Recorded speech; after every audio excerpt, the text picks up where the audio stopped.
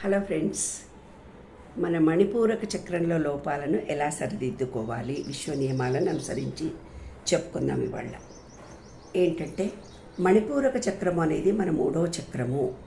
అది మన బొడ్డు దగ్గర ఉంటుంది. ఇది నాభి స్థానం ప్రాంతంలో స్థిరమై ఉంటుంది. ఇది అగ్నితత్వానికి ప్రతీక. ఇది మన వ్యక్తిత్వాన్ని సూచిస్తుంది.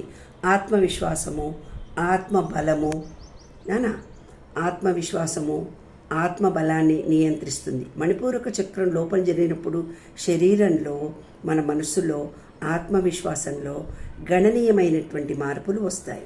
ఈ లోపం జరిగినప్పుడు మన శారీరకంగా మనలో కలిగినటువంటి మార్పులు ఏమిటి అంటే జీర్ణ సంబంధిత సమస్యలు మనకు వస్తాయి. గ్యాస్ట్రిక్ ట్రబుల్, అసిడిటీ, పెపటికల్ అల్సర్స్ కూడా మనలో వస్తాయి. తర్వాత లివర్, ప్రాంక్రియాస్, గాల్ బ్లాడర్ సమస్యలు మనకు వస్తాయి. నాభి చుట్టూ నొప్పిగా, అసౌకర్యంగా కూడా ఉంటుంది. కనుక అధిక కొవ్వు వచ్చింది అని అంటుంటారు, లేదా బరువు బాగా పెరుగుతారు. మధుమేహము లేదా మెటాబాలిక్ డిజార్డర్స్ మనకు వస్తాయి. మరి మానసిక సమస్యలు ఏమేమి వస్తాయి? ఆత్మవిశ్వాసాల లోపం జరుగుతుంది. మానసిక అస్తిత్వత మనలో ఉంటుంది. కోపము, అసహనము, అధికంగా ఈగో మనలో ఉంటాయి. నాణ్యమైన నిర్ణయాలు మనం ఏమీ తీసుకునే స్థితిలో మనము ఉండము. బాధ్యతారహితంగా ప్రవర్తిస్తుంది. దేనిపైన కూడా మనకు ఒక రకమైన ఆసక్తి కూడా లేకుండా ఉంటుంది. తర్వాత ఆధ్యాత్మిక లక్షణాలు మనలో ఏమేమి ఉంటాయో చూద్దాం.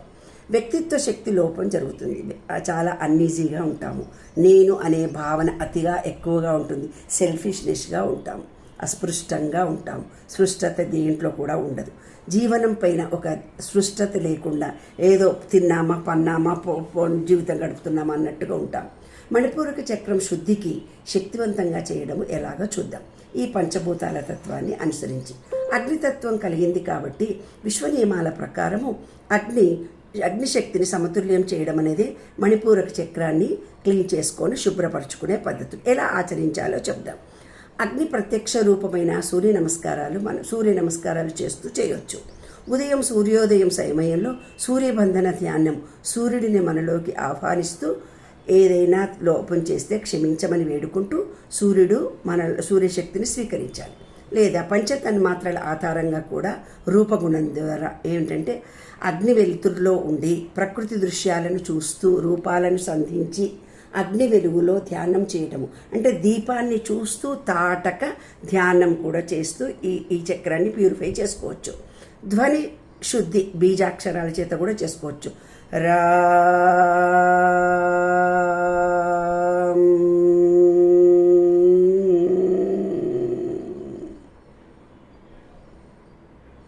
ఇట్లా రామ్ అనే బీజాక్షరాన్ని జపించి 108 టైమ్స్, లేదా ఓం రం నమః, ఓం రం నమః అని 108 టైమ్స్ కూడా జపం చేసుకోవచ్చు.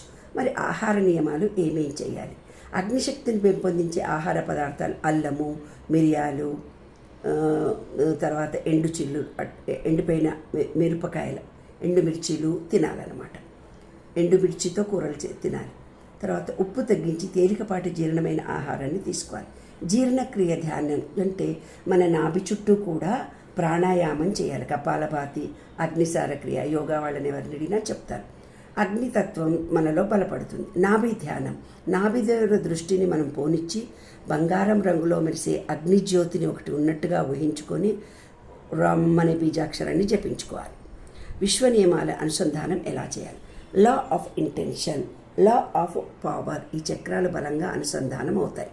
నేను శక్తివంతుడిని, అగ్ని నాలో ప్రవేశించింది. దృఢ సంకల్పంతో రోజు ఉదయం సూర్యుడికి ఎదురుగా ఉండి సంకల్ప ధ్యానం చేయాలి. నా ప్రతి సంకల్పము సృష్టి శక్తిగా రూపాంతరం చెందుతుంది. నా ప్రతి సంకల్పము సృష్టి శక్తిగా మారుతుంది, రూపాంతరంగా చెందుతుంది అనే భావనతో కళ్ళు మూసుకొని సూర్యుడి ఎదురుగా ఉండి ప్రేయర్ చేయాలి. 3 దినచర్యలు ఉదయం పూట 3 రోజులు చేయాలి.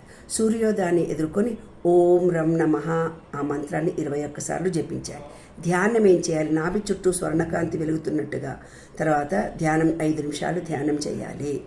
అగ్ని బిందువులు వెదజల్లుతున్నట్టుగా మన జఠరాగ్ని మంచిగా అయిపోయిందన్నట్టుగా అక్కడ ఒక చక్కటి వెలుగును చూసుకొని సూర్యకాంతితో వెలుగుతున్నట్టుగా. తర్వాత ప్రాణాయామం, కపాలభాతి లేదా అగ్నిసార క్రియ 3 నిమిషాలు చేయాలి. ఈ విధంగా ప్రకారం శుద్ధి చేసి ఆత్మవిశ్వాసము, సుశక్తిలో సృష్టతను మనం రోజు అభ్యాసం వల్ల మనము పొందవచ్చును. ఇది మన మణిపూరక చక్రాన్ని ప్యూరిఫై చేసుకునే పద్ధతులు, లోపాలు. మిగతా అధ్యాయంలో తెలుసుకుందాం. Bye friends.